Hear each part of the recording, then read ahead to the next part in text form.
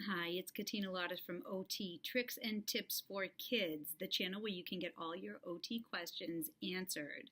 So, a lot of parents and teachers ask me, how do I get a kid to stop squishing words in when they get to the end of a writing line? Today's tip is going to show you exactly what to do. We are taking OT to the next level. Take a look at this instructional video for your solution. So for this trick, all you need is a piece of paper and a writing instrument. And what you're going to do is you're going to fold the paper over like this. So this is going to be the signal that you've reached the end of the page. So someone starts writing.